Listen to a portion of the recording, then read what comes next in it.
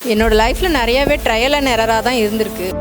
எங்கள் அப்பா அம்மா கொடுத்த அதே ஈக்குவல் சப்போர்ட் வந்து எங்கள் மச்சானும் அவருக்கு கொடுத்தது தான் வந்துட்டு அவரோட சக்ஸஸுக்கு வந்து ஒரு முக்கியமான எனக்கு எல்லா சப்போர்ட்டும் கிடைச்சிருக்கு. ஆனால் இவங்க யாருக்குமே என்னால் எதுவும் பண்ண முடியலன்ற கில்ட் எனக்கு ரொம்பவே இருந்திருக்கு.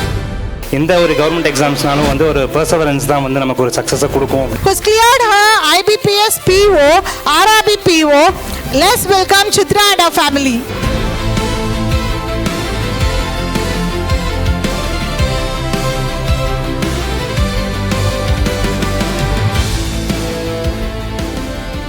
எல்லாருக்கும் வணக்கம். என்னோட லைஃப்ல நிறையவே ட்ரையல் அண்ட் எரராக தான் இருந்திருக்கு. ஒரு +2 இருக்கட்டும், டாக்டர் ஆகணும்னு பயாலஜி குரூப் எடுத்தேன். கட் ஆஃப் கம்மியாயிருச்சுன்னு இன்ஜினியரிங் போனேன். அப்புறம் கவர்மெண்ட் ஜாப் தான் படிக்கணும்னு டிஎன்பிசியில் இறங்கினேன். டிஎன்பிசி வந்த நான் இறங்கின நேரமும் கோவிட் வந்துச்சு. கரெக்டாக 2 இயர்ஸ் பிரேக் ஆச்சு. கல்யாணம் ஆயிடுச்சு. அடுத்து குழந்தை வந்துச்சு. குழந்தை ப்ரீடம் பேபின்றதுனால அவனை பார்த்துக்கணும். அடுத்து பேங்கிங் ப்ரிப்பரேஷன் ஸ்டார்ட் பண்ணேன். இவங்க ஃபுல்லாக ஸ்டார்டிங்லேருந்தே உங்கள் வீடியோஸ் மட்டும்தான் சார். நிறைய பேர் ஹிந்தி சேனல்ஸ்லாம் நிறைய சஜஸ்ட் பண்ணாங்க. ஆனால் எதுவுமே இது வரைக்கும் நான் ஒரு ஹிந்தி சேனல்ஸ் கூட பார்த்ததே கிடையாது. எல்லாமே இவங்க வீடியோ மட்டும்தான் பார்த்துருக்கேன். ஃபர்ஸ்ட்லேருந்து லாஸ்ட் வரைக்கும் ஃபுல் சப்போர்ட்டாக இருந்திருக்காங்க. எல்லாமே ஒரு மாக் இன்டர்வியூலையும் இவங்களது தான் பண்ணியிருக்கேன் நான். ரொம்ப தேங்க்யூ மேடம். எங்கள் அப்பா ஹஸ்பண்ட் 2 பேருமே எனக்கு என்ன பிடிக்குதோ அதை பண்ண விட்டுருக்காங்க. அதுக்கு ரொம்ப தேங்க்யூ. எங்கள் அம்மா மெடிக்கல் இஷ்யூஸ் நிறைய இருந்திருக்கு. இருந்தாலும் எங்கள் அண்ணியும் படிச்சுட்டு இருந்தாங்க. அப்போ நீட் எக்ஸாமுக்கு என் குழந்தையும் பார்த்துக்கிட்டாங்க, எங்கள் அண்ணன் குழந்தையும் பார்த்துக்கிட்டாங்க. 2 பேரையுமே பார்த்துக்கிட்டு அவங்க வீட்டு வேலையும் பார்த்துட்டு இருந்தாங்க. என் ஹஸ்பண்ட் காலையில் ஆஃபீஸ் வேலையும் பார்த்துட்டு நைட்டு குழந்தையும் பார்த்துட்டு இருந்திருப்பாங்க.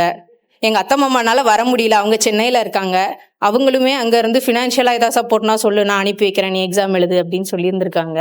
எல்லா இடத்துலையுமே எனக்கு எல்லா சப்போர்ட்டும் கிடைச்சிருக்கு. ஆனால் இவங்க யாருக்குமே என்னால் எதுவும் பண்ண முடியலன்ற கில்ட் எனக்கு ரொம்பவே இருந்திருக்கு. என் ஹஸ்பண்ட்டை நிறைய நாள் சொல்லியிருந்திருக்கேன். இப்போ வந்து ரொம்ப தேங்க்ஃபுல்லாக ஃபீல் பண்ணுறேன். என் தங்கச்சி பார்த்தீங்கன்னா ஸ்கூலில் நல்லா படிப்பா. காலேஜில் நார்மலாக எப்பவும் போல் எல்லாரும் மாதிரி இன்ஜினியரிங் முடிச்சுட்டு வெளியில் வந்துட்டா.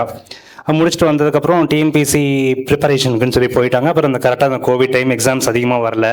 அப்படிங்கிறப்போ ஒன் ஸ்டெப் எப்படி பேக் வந்துட்டாங்க. நான் ரொம்ப டிசப்பாயிண்டட் ஆகிட்டேன். ஏன்னா எந்த ஒரு கவர்மெண்ட் எக்ஸாம்ஸ்னாலும் வந்து ஒரு பெர்சவரன்ஸ் தான் வந்து நமக்கு ஒரு சக்ஸஸை கொடுக்கும் அப்படிங்கிறது வந்து நல்லாவே தெரியும்.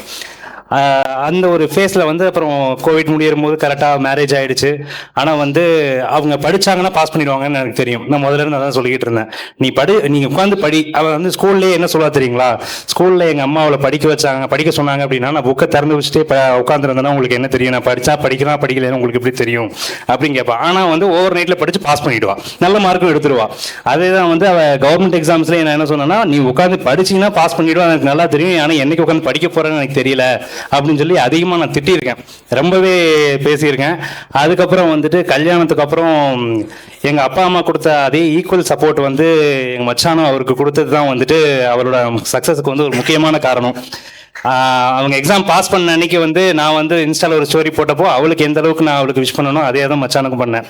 ஏன்னா யாராலையும் வந்து ஒரு பேபி வந்ததுக்கு அப்புறமும் குழந்தைய நான் பார்த்துக்கிறேன் நீ படி, வீட்டு வேலையை நான் பார்த்துக்கிறேன் நீ படி, வேலையை நான் பார்த்துக்கிறேன், மற்றபடி உனக்கு வேலையை படிக்கிறது மட்டும்தான் அப்படின்னு சொல்லிட்டு எத்தனை ஹஸ்பண்ட் சப்போர்ட் பண்ணுவாங்க அப்படிங்கிறது எனக்கு தெரியல. அந்த விஷயத்துல வந்து இப்படிப்பட்ட பிரதர்லாம் எனக்கு கிடைச்சது வந்து நானும் கிஃப்டட், எங்கள் ஃபேமிலியே கிஃப்டட்னு தான் நான் சொல்லுவேன். அதனால வந்து இந்த சக்ஸஸ் எந்த அளவுக்கு என் தங்கச்சிக்கு வந்து வருதோ அதே அளவுக்கு வந்துட்டு என்னோட பிரதர் இல்லா அவருக்கும் வந்து இது அந்த அளவுக்கு ஹீஸ் டிசர்விங் அப்படிங்கிறது நான் சொல்லிக்கணும்னு நினைக்கிறேன். தேங்க்யூ. எனக்கு இந்த ஃபேமிலி கிடைச்சது ரொம்ப நல்லது. நல்லா இப்போ வரைக்கும் சந்தோஷமா இருக்கேன். ஃபேமிலியில் எல்லாரும் சப்போர்ட் பண்ணாங்க.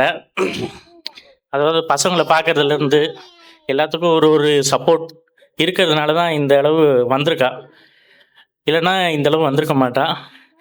எங்கள் மாமாவுக்கு, அத்தைக்கு, அப்புறம் எங்கள் ஃபேமிலி எல்லாருக்கும் தேங்க்ஸ் சொல்லிக்கிறேன்.